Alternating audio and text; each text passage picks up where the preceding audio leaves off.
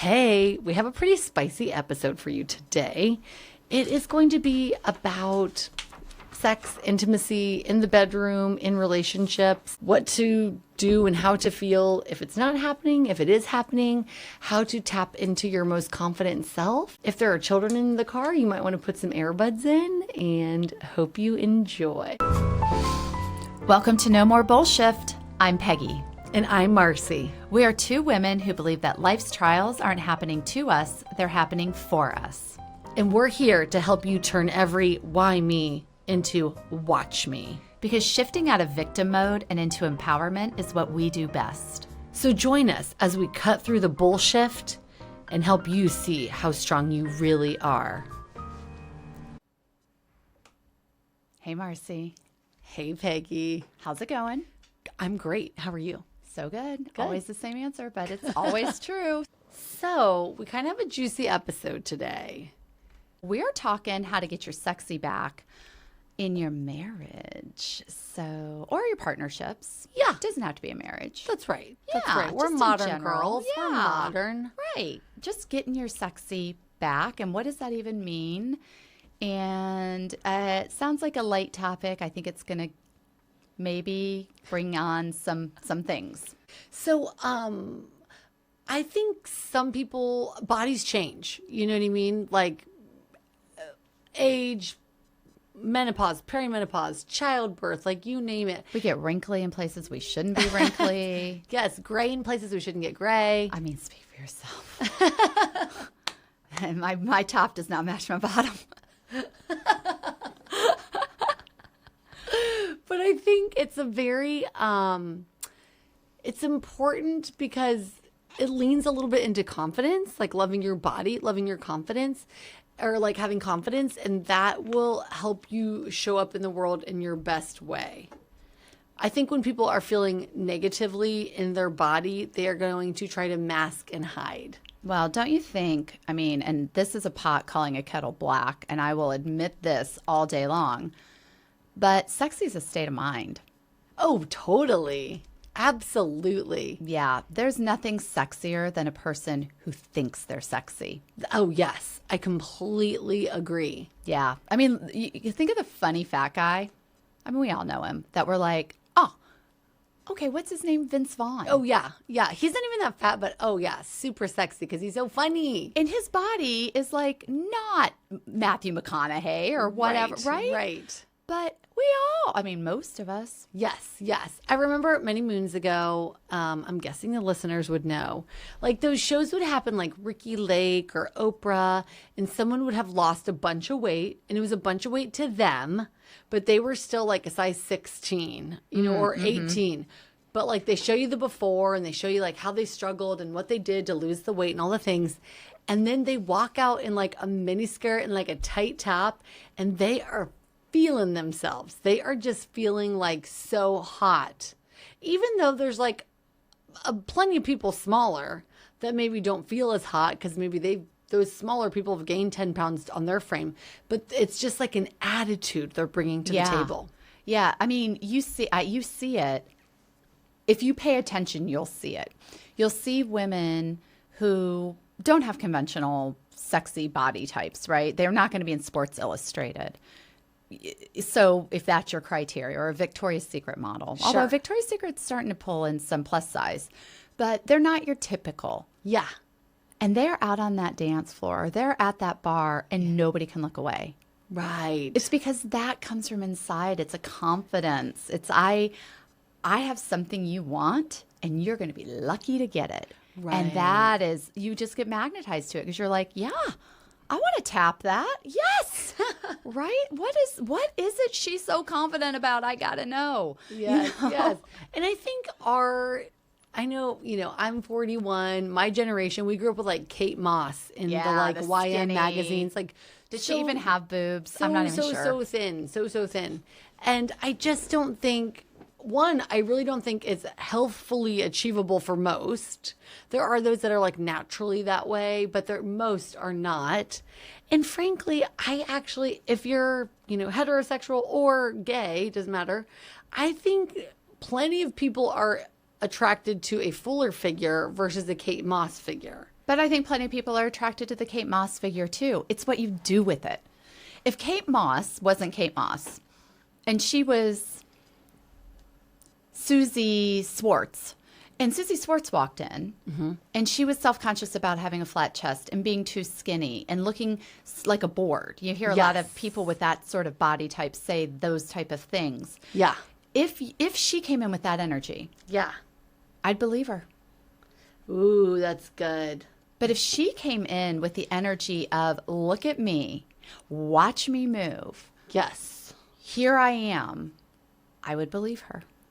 Yes. Ooh, both ways. Both ways. Your energy is going to convince me how you feel about you. Right. And I'm going to either think, oh, she's got it going on, or, I wish she felt better about herself. Yeah, that's true. I think now with technology, it's so nice. You could look up like your height and weight and find influencers that are the same, and they would give you tips on how to dress for your body. Right. In a lot of ways. And everything is very easy to order clothing wise. And there's so many inclusive sizes across the board. And I think that is a strength. And if you want to feel really good in your body, dress it well. Like, find your best feature and accentuate that till the end of the times, you know? Here's the thing. Like we said at the very beginning, it's a state of mind. I wear a red lip. It's my lip. I wear it when I'm at home. I wear a red lip all the time. I can tell you how many friends I've had say, I love you how you always wear a red lip. I tried it. It's just not for me. It's not for me. It's not for me. That's a confidence thing. Red lip, I mean, it's a silly thing to say, oh, well, that's a sign of confidence. But it is.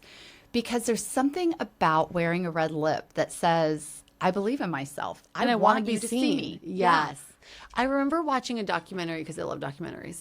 And they had there were these like twin girls. They weren't like totally identical. But they were at a bar and maybe doing like a speed dating thing or something. So one of the twins had a red dress and one of them had like a black dress or something. And they did like the rotations some. And then they went to the bathroom and switched dresses. So then the other girl had the red dress on. And then they did the rotations. And so afterwards they're like, okay, who were you really into and who weren't you? And like everybody was like, oh, the red dress girl was so funny. She was so cool. She was so easy to talk to. And it kind of reminds me, you know, of like bumblebees and flowers. Like they want the vibrant, big, cool flower. You know what I mean? They're not going for like green grass. They're going for like a big yellow sunflower or a purple, you know, poppy or whatever. You know what I mean? So own it. If you like a red lip, wear a red lip. If you don't like a red lip, what do you like? Lean into that. Yes. But own it, because when you own it, you magnetize people to you, and that is sexy. Yes. Yes. That is sexy. So if you're at home and the spark isn't happening with your partner, with your husband, when you go out, it's not happening. Well, what part of that do you play? Because are you owning your sexy? And why aren't you if you're not? Yes. I was actually talking to one of my clients that I just love about this kind of topic. And she was like, oh, I think for men, like to make them feel that connection and attraction, one, like thank them and have gratitude for things like, thank you for working hard for our family, or, oh, you look really great. I love your hair, or whatever it is. Okay. Obviously make these true compliments, or else, you know, that's going to show up disingenuine. Two, casual touch, like forearms, shoulders, you know, I don't know. You could like face, neck, whatever, just like gentle, casual touch. Like a lot of men, I do think physical touch is their love language. Not every single one. And it doesn't have to be something so obvious. You don't have to like grab the booty. It's just more comfortable, casual, like rub their arm or something. Yeah, there's actually in nonverbal communication when you lay your hand on somebody, whether it's on their arm or on their shoulder, they respond more positively to you than if you don't. Oh, fascinating. It's like a technique. Oh, I did not. And this Yeah. is with anyone? Anyone. So if you meet someone and you you meet them and you're like, I'm so happy to meet you. Wow. And you put your hand Yes. like, it's so good to meet you. Ooh, I can see that. They like you more The connection's than if you don't do deeper. it. Oh, I love that. I love that. The other thing that's important, what attitude are you bringing to the date night with the special person? Are you being like a whiny brat? Are you like stressed out? We have to talk about the kids and this.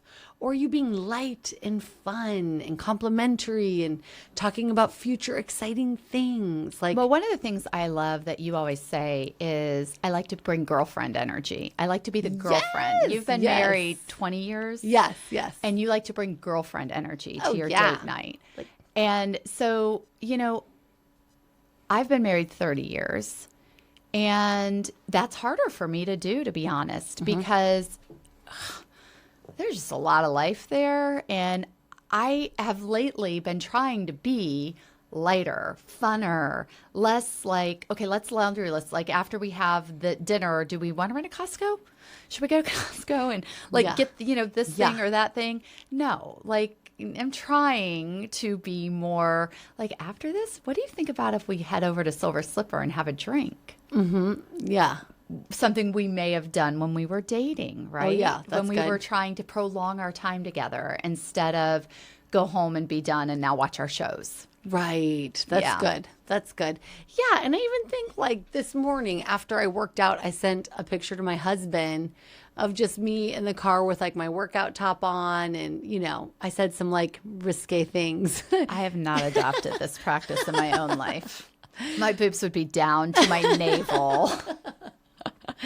But it shows him I'm thinking of you. And he made a good investment. And Cam's, exactly. Cam's very complimentary and he's like, oh yeah, you look great, whatever. Those kinds of things. And, but I just like, I'm thinking of him and thinking like all day long, I'm investing in this spark that we have, and not every day because there are hard days and there are hard conversations and difficult moments. But when I can be that, it's so much better. And it makes those conversations better because the memory of that is there. So on the dark day, it's not like, and also we're not connecting physically. We're not Right. connecting on this intimate level. Yes. And now we're having this fight, and then that fight feels so much tougher. Right. Because we haven't connected in this other way. Right. Right. And it goes all directions. Like, Cam will often, if I'm not going to a workout class, he'll bring me coffee in bed. And I love it so much. And I know what he likes too. And we're just like giving each other, we're filling each other's cups. You know what I mean? Every morning, Steve comes to give me a kiss goodbye. Yes. He leaves pretty early. And he brings my favorite coffee mug and puts it beside the bed for me. And do you love it? Does it make you feel so loved? When he had like a week he didn't do it. Yeah. And, I didn't want to be like, And you're like, are we getting divorced right now? I kind of was like, is he mad at me? Like, did I do something? If I hurt his feelings, is he not feeling seen? So he's not seeing me? I got in my head about it. And then Sure. I asked him, I'm like, hey, no big deal. You don't have to do this every day. But is there a reason you haven't been bringing coffee upstairs? He's like, I couldn't find your coffee mug. Oh. And I had, instead of been putting it back in the kitchen after I rinse it out or whatever, I'd been leaving it in the office. And he Oh, didn't gotcha. know. And because I had been working late at night on podcast stuff. And he didn't know. And yeah. Yeah. I He's gotcha. like, it's no big deal. But I was like, Nice. what, Right. why aren't you doing that? It That's so meant- nice. Yes, you're like, I love that. Yes, and that brings a good point. When there's an action happening that you like, compliment it. And this goes with kids too. Compliment behaviors you like to see. Like, oh, I love that you, whatever. I love that you brought me coffee in bed. Or I love how you scheduled that class for yourself. Way to go, girl. Whatever. Mm-hmm. Like, reinforce good behaviors versus being a nag that's like, why aren't you bringing me coffee in bed? You know what I mean? Or not even saying anything and just like harboring it. Like, oh, you're listening to this podcast. You're like, well, my husband never brings me coffee in bed. Ugh, come on. Right. And you need to be a communicator. Like, Right. you have to say what you need or like or want. And no one's a mind reader. And so you have to really bring that up And stop the comparison game. Because if you're listening to this podcast, you're like, my husband doesn't bring me coffee in bed. But you really don't care if he brings you coffee in bed until you found out somebody else's husband was doing it. Right. Like, Great no, point. That's Great not okay either. point. You know, you can't hold him to a standard that isn't even really it's not like a important to bogus you. standard. That's right. That's it doesn't right. even matter. Yes, yes. And I know, like, you know, there's a lot of negative talk around like transactional relationships, but I actually think in a marriage, it's good. It's not fair if one is always pouring in the positive, positive, positive, and the other one is not like doing it back. And once again, if they're pouring in what they think is quote positive, but it's not a cup filler action for you, you should say like, oh my gosh, that was really sweet of you. Actually, it would mean so much if you did this. Like this would mean so much. You know what I mean? And you should both be filling each other's cup. If it's always one-sided, that's exhausting for that one person. And probably eventually they're going to be like, done. I can't do this anymore. Yeah, my husband's a big giver. Like he will sacrifice himself to serve another. And I'm one of his favorite projects in that, which is great, but it's also something I have to be very aware of because that is not how I operate. I'm kind of I take care of myself, you take care of you kind of a girl. And so we always look through the lens of what we value and how we treat another person. And so stepping outside of that and going, well, if he's serving me all the time, he wants to be he wants that back. And that isn't my nature. My nature isn't to be that nurturing person. And in my home, my girls could tell you that. Like if they need nurtured, they go to him. Yeah. If they need somebody to come in on a crisis, they go to me. And those are the roles we play. So in that situation, I have to kind of always catch myself. And so lately I've been feeling a little overly served and less like I'm giving back. And so I've had to sit and go, okay, how have I made his life better today? And do you ask him, like, how can I support you and make you feel loved? Yeah, I'm not as great about those kind of conversations. And I will tell you, I think this is a common one, and I'm going to be perfectly transparent in this, is I think this is more common than not after a certain point in marriage or in just a lot of marriages where people don't talk about their emotions and what they want and what they need. And there gets to be a point where you're so far beyond doing that, or maybe you never did that, that it's weird now to go back and start doing. It's very like cringy almost to go back and be like, am I meeting your needs? Do you feel loved every day? So pushing through that and getting to the other side is not something I have transcended while I cognitively know I need to be doing that. Like I know I need to do that. There's just a cringiness that stops me. And I don't think I'm alone in that. I actually think that's probably pretty common, or we don't feel safe to. And I will tell you, I have preconceived belief systems around, I love you, Steve, around the emotional depth of that conversation, what I would receive back. So, you know, it's one of those things where if they can't tell you what they want to eat for dinner, how are they going to tell you what they need in terms of being loved? Yeah. So if you aren't getting a lot back, and that's not something that's wrong with my husband, he's just not going to give you 12 million answers, you know? It's just not, it's not even in his thought process. Yeah. So I look more right now, what I'm looking more for is the nonverbal responses. So I know my husband of 30 years, and I know he loves a nurtured environment. He loves to come home to a house that feels like home, that feels like a hug. So I try to light a candle before he comes home. I say, give me a heads up when you're leaving work, and I get dinner ready. So when he walks in, I'm in the kitchen because he walks in directly into the kitchen, and he immediately has me there to have that conversation with because he has a lot of words to use. I don't have as many words to use. He has a lot of words to use. So I try to be ready to receive those words instead of like not listening. And then I'm watching to his responses. Yeah. Does he seem more settled? Does he seem happier?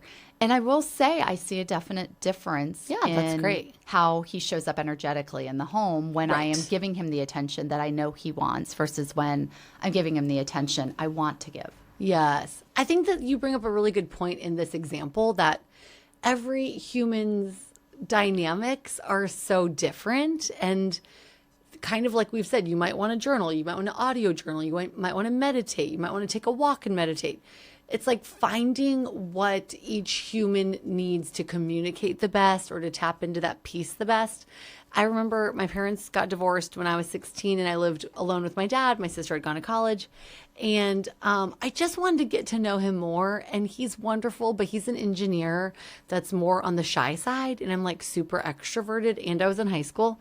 So I remember I just wrote this list of 20 questions. Like, if you could pick any name, what would you want your name to be? What profession did you want to do when you were a little boy? Like all these random questions. So it was just things I wanted to know. And I left the piece of paper on his nightstand. And then he just filled it out. And I actually recently found it because I keep old notes and stuff. And it was so cute. But it was my way of connecting with him on his level. Even though I was in high school, I knew I could meet him there and he would deliver, but he couldn't like sit in a room and have like a deep talk. And he's adorable and he knows it. Like I did a birthday video for him and recorded a loving message. A bunch of people did. And when it was my 40th birthday, he did one for me. And he's like, you are so much better at this than me, pretty girl. Aww. And I just think that's powerful too. When you know, like someone doesn't have the same strength as you and you acknowledge like, I see you. So I think it's great that you're just kind of reading his body language. And Stephen, this is your episode. If you want to tell Peggy how she can fill your cup more, this is it. This is the invite. Just don't do it in a cringy way, okay? So, no. Write it on a letter. Write it out. I could do that. Yeah. Just don't look me in the eye and tell me how to love you. I am who I am. But that really brings up, like, I was thinking as you were talking that we all think, I think when it comes to sex and intimacy, if it is not at a certain level, we have shame. Yeah. And we don't talk about it. It's like this unspoken thing. Okay. I'm not having sex on a regular basis. It's great for you and all, but I'm not. Or, my husband doesn't bring me coffee in bed. In fact, I can't remember the last time he did something that he actually thought about me. Yeah. Or I tried to have that conversation with my husband and he said to me, I have no interest in doing this. And I'm so embarrassed that I opened myself up and he shot me down. Ooh, okay. Yes. And so I think there's probably a little bit more or maybe a lot bit more of that happening because women talk to women who seem like, whether it's true or not, they have those things. And going on. Right. And they feel like there's something wrong with them or there's something wrong with their marriage because they don't. And then that festers. And then it becomes this like elephant in the room with your spouse because you're like, well, Marci's husband brings her coffee in bed and they're having all of this sexy time. And he tells her how he feels when she asks the question. He can answer that question. Why can't you do that with me? And I think you need to let yourself off the hook if you see yourself in that. The comparison game. Yeah, or the shame game. Yeah. And you start to think, well, there's something wrong because I don't have that. And I want that. Look at what you do have. Because you may not actually want that. You may think that's what you want. Like, I don't want that. I don't want my husband to be telling me all the time, I'm not meeting. I don't want it. I just, everything in me is like, I don't want to talk about feelings. I just don't. Like, it's just who I am. And I don't want to feel shame around that. I don't want to feel shame around that. He doesn't either. So we're actually a really good match. Yes, you're well matched. We're well matched in that. It's when we start to compare your marriage. That marriage to this marriage and go, well, we don't talk about those things. Does that mean we don't love each other well? No, but think of all the other unspoken ways we love one another well. Right. And lean into that. Yeah, nothing's gone wrong. I think nothing's gone wrong. In a perfect world, everyone loves their marriage and their dynamic the most. Everyone's like, I have the best marriage and I love this the most. Even though you might be sitting with that person's husband going, I would rather live in a anthill than Right. spend the rest of my life with that. Right. And that person loves their spouse. Yes. And you have to remember, like, there was something magical at some point that made you guys come together. There was Yes. something that, like, made you love them and they love you. And, like, it's such a thing. And, like, that's still there. That is still in there. And even when people grow and change, like maybe it was your whimsical nature, maybe it was your sense of humor, maybe it was your work drive. Maybe it was your sexy charisma when you wore the red lipstick. That's right. But whatever that is, remember, like, nothing's gone wrong and you're still in there and that's still in there and they are still into that. And you got to kind of tap into that and find that again. And I think it's really important that you let it be what it is and meet it where it's at.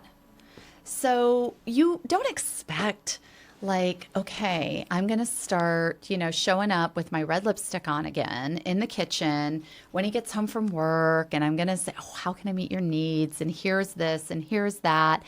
And you send the sexy picture of your, like, boobs down to your navel and, and think, okay, fixed. Well, first of all, there's nothing to fix. There's something to evolve. And now they're like, wait, what?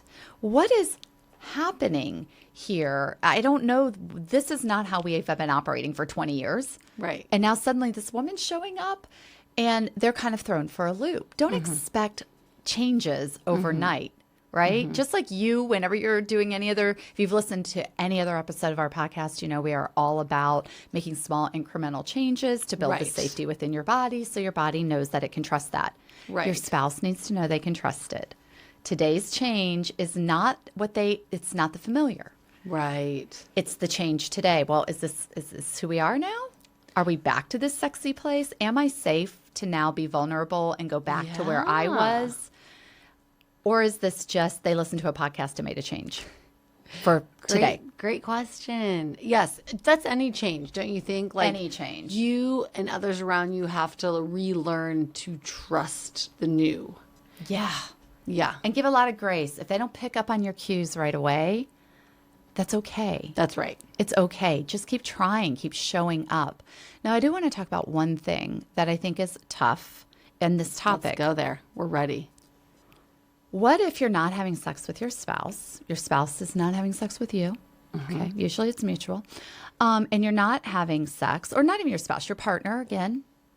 We're not all about, you have to be married or even, male to female, even though that's the equation we keep using. But your partner, you're not intimate Yes. and haven't been for a while, Marci, who would never know what this feels like, by the way. What are your thoughts on that? Well, I think it depends on how much of a priority that is to each individual. Good answer. Like some people, I think, really need that. That feels a part of their connection. Or some people, one of the spouses really needs that, and that's a part of their connection. And I think that should be a priority. Like if one spouse really wants it and one spouse really doesn't, I think the spouse should walk their way. And this isn't just with sex. This is with anything. Let's say you're really into hiking. It's like really important to you. You love hiking so much. It's where you feel passion. You're a little bit afraid to go alone. You would love a partner to hike with. And this other person isn't like really that into hiking at all. I think they need to come your way a little bit because it's supporting that other person. But I think it's also very much okay. We don't yuck someone's yum. Like if we don't like hiking, that's okay. That's their dynamic and they love it. And the same goes for sex. And the same goes for non-sex. Like if that's not your favorite thing, that's fine. If it's both your non-favorite things, there's plenty of ways to connect. Maybe you play cards. Maybe you watch TV. Maybe you snuggle. Maybe you like go to comedy shows. Who knows? But there are so many ways for human beings to connect. Beyond that, that's just one on the smorgasbord of life. And if you are not having that, but you really feel disconnected still with your partner, then I would strongly suggest finding other ways to connect, if you're not like sitting back like, oh, I really wish we're having sex, if that's not what you're saying, and instead you're just saying, gosh, I feel really disconnected to them right now, then you need to find that other new thing. But just have no guilt, have no shame about what you're into or what you're not into. That doesn't make you a better married couple or a worse married couple. Or I think society sometimes talks about sex, or likes to, because it's a hot topic and it's interesting and it's taboo and stuff. But it doesn't mean something has gone wrong if that's not how you connect with your partner, nor if it's not your priority. Yeah, I agree. I think that there's a difference between not having sex and you're both on the same page, and not having sex and you want to be having sex. Right. And understanding that fine line is uncomfortable. And if you are in the camp of you want to be intimate again after a drought, and you don't know how to get back to that place, yet it's uncomfortable to have that conversation with your partner, because you got there for a reason. If you both wanted it, or if one of you wanted it and the other one did, Sure. you're in that place because there's a lot of unspoken things. Yes. Right? Yes. This might be a time when you bring in a therapist, because I think this is such a hot, emotional topic. If it is something you are not on the same page about, I think there is so much shame involved, and there's usually more going on, because for women, sex is typically emotional. For men, it's physical. For men, if they want sex and they aren't getting it, they withhold other things a lot of the time because their need isn't being met. So they're showing up differently in the home. They're grumpy. It's a form of release for them in more ways than one. And so if they aren't getting that, they're showing up different at home than when they are getting it on a regular basis. And if you don't want to give that, because it's this never-ending spiral. It's emotional for you. He's not meeting your emotional needs. You're not meeting his sexual needs. And so it's this never-ending loop of, well, you're not giving me what I want. I'm not giving you what you want. Well, I'm not going to give you what you want. Why would I give you sex if you aren't even, taking out the trash? You're not showing up for me. You don't even come home. And when you do, you're on your phone. Why would I want to connect with my body if you're not going to connect with my heart? All of these things. That's a bigger problem that is so deep-rooted for both of you. I would recommend you bring in a third objective party to be a sounding board for both of you and to help you see the common ground, because I don't know if that's as easy to see when you're both so triggered. True. I think also, like, communication is key, like even before you see that therapist. And two ways I think that are very good to connect with your partner. And once again, I have a husband, so these are my examples, so I'm sure there's others. But men typically, like back many moons ago, they were hunters and gatherers. So they were back to back. They weren't like face to face. And the women were like in the kitchen with the babies. They were face to face. So taking a walk and talking, amazing. And like, that brain-body connection can make some really great conversations happen. Or on a drive where you're both looking straight ahead. So it's indirect eye contact, or there's no eye contact actually.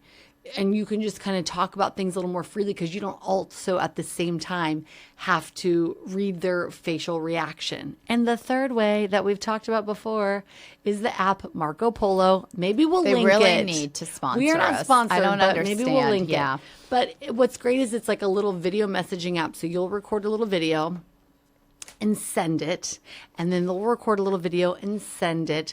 But basically you feel very heard because you speak until you're done. And then the next person speaks until they're done. So there's not cutting off or, overreacting or impulsive emotions. And you can listen to it as many times as you want to process through it, then record your video. I remember during a difficult time Steve were having, not around sex, but a difficult time we were having in our marriage. And I felt emotionally unsafe to speak how I was feeling. It wasn't because of him, in all fair. It was me. But I felt like I didn't want to say it verbally. And so I was very upset, and I sent an email Oh, yeah, sure. to him, and I just sent the email, and I wrote it all out in the email. Yeah. And he responded via email. Nice. And it worked. Like, that worked. I love that. And we never spoke verbally of it. I love it. It was all through email. I think it's great. And then it was like, okay, we both processed. We both Yes. came to common ground. Yes. We stood by what we agreed to. Yes. And it wasn't an issue It worked. anymore. I And love it worked. that. Yeah. And I even love that thought, like you were kind of saying, you wouldn't want to ask him, like, you know, am I filling your cup or whatever? I think it is valuable to check in and just be like, hey, I love you. I want to just make sure, like, I'm doing these things thinking this is what fills your cup, like making dinner and whatever. But, like, just want to make sure, is there anything I'm missing that would, like, make you feel super loved? But it might be in an email. Like, hey, just doing a check-in. Check in, because I love you and you're a priority to me. Yeah, and you know, that is a very good point, because one of the things, you know, I'm not a big, like, let's have a touchy-feely. It's an issue with me. It's childhood rooted, whatever. But I just am not. And so it's very, like, uncomfortable for me to have those kind of conversations. But one of the things I do with him is, if I notice a change in anything, I'll say, hey, is this about me, or is there something else going on? Is there something here I need to know? Yeah. I will say that. So, you know, I'll be like, you seem distracted. Yeah. Is there something going on I need to know about? Right, Yeah. right. And back to the, like, sexless, marriage, whatever topic. I remember years ago on, like, Good Morning Show or something, some, like, sex therapist or something was on the show. And she did say sometimes some women, like, don't want to do it, or the husband really wants to and the wife doesn't. And again, this was years ago. And she said, like, sometimes it's like that Nike slogan, like, just do it. Like, once you get in the motion and have the amazing sensation of, like, an orgasm or whatever, we're going to really have to make this a nighttime show. Like, I'll mark it explicit. okay, good. It's like it releases endorphins and dopamine and all these good things. And then you're glad you connected in that way. So I just say Well, that. it's kind of like working out, right? You don't want to Right. go to the gym, and then you go to the gym, and then you're like, I'm so glad I went to the gym. Right, exactly. So I think, you know, check in with yourself. Is it because you're, like, really don't want to? Or is it like, I'm stressed with the kids and blah, blah, blah, and blah, blah, blah. And not to mention, I want to bring this up too. In my opinion, take it or leave it. And we have very few guy listeners, maybe just our husbands. So, hey guys. But if your wife is like, and maybe wives, you send this to your husband, this episode, I don't know. Yeah. If your wife is, like, stressed to the gills, running around all the kids, cleaning the house, doing the laundry, doing the dishes, prepping the dinners, all the things, and you're coming home and then being like, now I want to have sex with you, take something off her plate. Take 5 things off her plate. Lower her nervous, like, anxious energy, stress down to here. Because it's down here on this, like, relaxation level that she can, like, Every woman right now is screaming yes. And I hope you made it this far. exhale. That's when we can relax our bodies to enjoy that moment. And I don't know why, and I think it's messed up in society that we all feel like we have to have 12 plates spinning as a female in a family role. But if you want to get sexy, guys, I'll tell you what's sexy. Be like, babe, sit down. I'm pouring you a glass of wine. I'm cleaning up this fantastic dinner you made. Oh, and I'm doing the kids' bedtime. Love you. Mm-hmm. That's how you get in her pants, okay? Yeah, and you might be going, well, but I just worked and I'm tired and I'm hungry and I just want to relax. Well, you also want sex, don't you? So, Yeah, I think, of course, compliment her. Tell her she's gorgeous. Like, have a gentle touch. But take things off her plate that stress her out. she's not going to trust it. If all you do to try to have sex with her is come home and touch her gently and rub her back and tell her nice things, she knows your game. Yes. She knows what you're about. Yes. Now you come home and you put some things in the dishwasher and you take out the trash and you manage to take care of yourself even. Like, let's start there. And you can get your plate in the dishwasher and not in the sink for me to then load in the dishwasher. You've never looked hotter.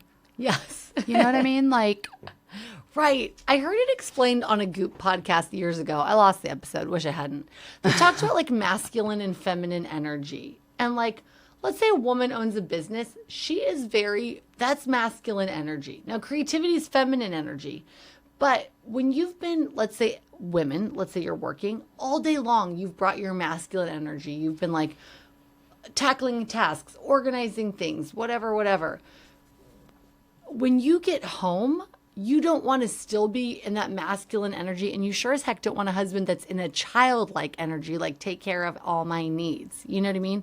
You are ready to slip into the creative feminine energy, and that's where it is masculine to say, sit down, I'm pouring you a glass of wine, you put your feet up. You've been working all day. That is so hot. I'm telling you, when you have been bad boss bitching all day long. Right. You've been in that position. You've been making the decisions, whether you own your own business or you just are in a career. You are out there doing the thing. Yes. And somebody comes home and makes you feel special, makes you feel feminine, makes you feel cared for. Seen. Yeah. Right? Right. Like, go sit down. I'm going to get you a glass of wine and we're going to watch whatever chick flick or serial killer show you are into right now. And I am here for it. Yes, totally. And I've got to just give Cam a shout out right now. I work like 3-4 days a week, whatever. And sometimes they're 12-hour days or 14-hour days. They're long days. And I love my job. It's really fun. But he will text me and say, what time are you getting home? What can I have ready for you to eat? And I could say chicken or whatever. And half the time I work so late, I'm like, I'm not going to eat when I get home, but thank you.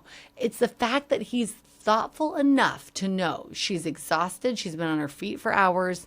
I'm now going to take care of her. Yeah. And I think that's really important. Steve will do that. He'll text me, I'm coming home. Dinner or should I pick up something? Nice.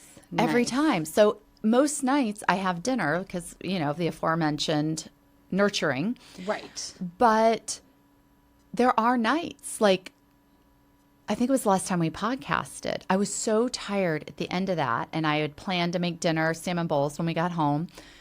And I got home and I was like, my brain is fried. And it wasn't just from podcasting. There was a bunch of just things that I had been processing through. Yeah. I'm like, I am fried. Can we go out to dinner tonight? Yeah. And he's like, yep. No hesitation. Let's go. Let's go. I love it. And I was like, I'm out of words. You're going to have to do the heavy lifting on the talking. Like, I just don't have it. Right. And he was like, yeah, I got it. But that's where communication's important. True. Have that communication. Yes. Right? Yes, I agree. Yeah, I think that's great. And one more tip. If you're still not feeling like sexy in yourself or confident in yourself, figure out a character in a movie or something that you think has that energy and just try being her for a day. How would she respond? What would she say? What would she dress like? And just try it on and just see how it kind of feels.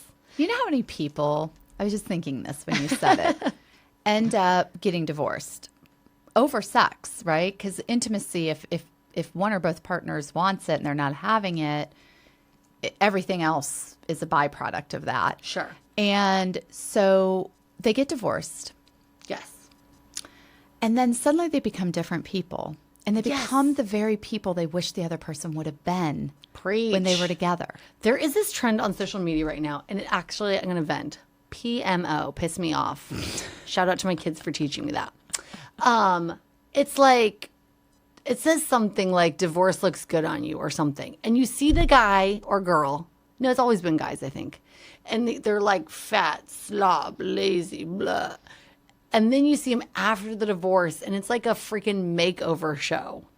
But it really annoys me because, and Cam and I have talked about this, like, because I want to make a video that says, like, marriage looks good on you.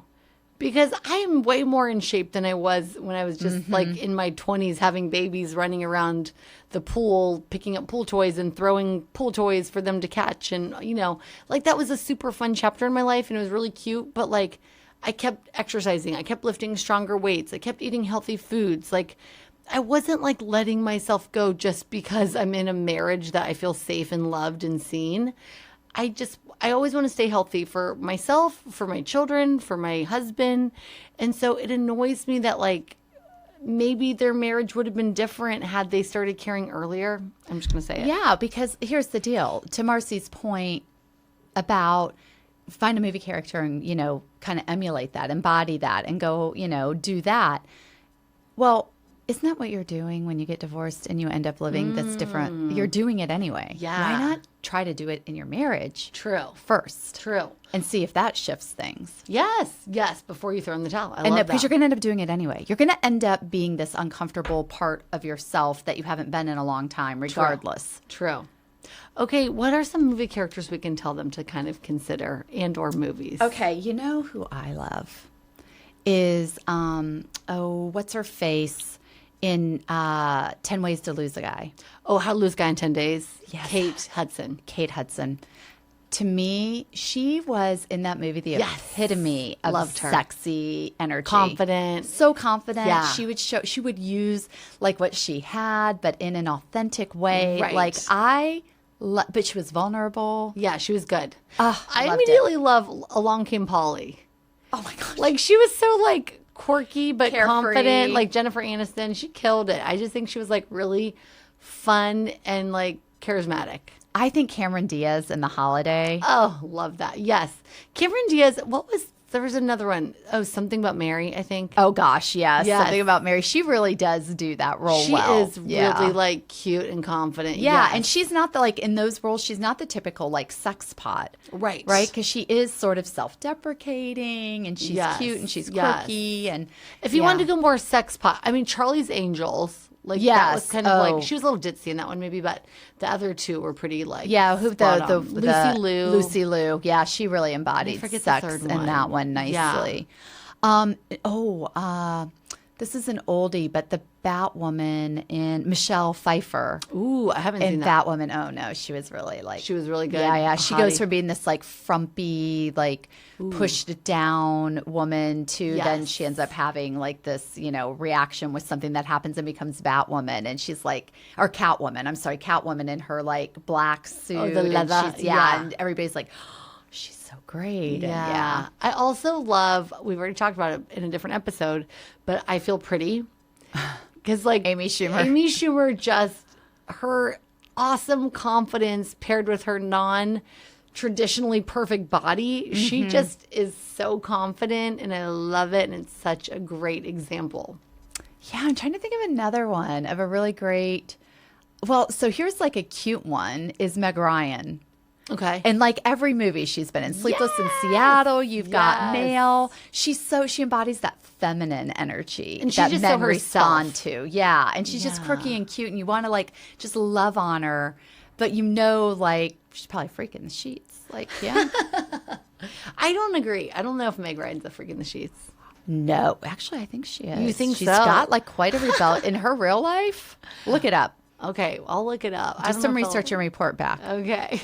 No, she's quirky. She's like, I think she's got like a little bit of something Maybe it's the going haircut on. that's like throwing me. Like It's all always the quiet fluffy ones that are layers. freaks in the sheet. I'm telling you, the ones who it's like the dogs that like growl the loudest are like the sweetest, right? Oh, that's hilarious. And then it's like the little chihuahua or something that ends up being like, what the hell? You really did bite me. That is that energy of that quiet, sweet one. No, they're going to tear you up in the bedroom. Oh, wow. I don't know, but I'll trust your judgment on that one. That's just hilarious. saying. All right. Report well, back, I think people. this is good. I think we tackled a lot. Go out there, tap into your amazing self, Confidence. sexy, confident.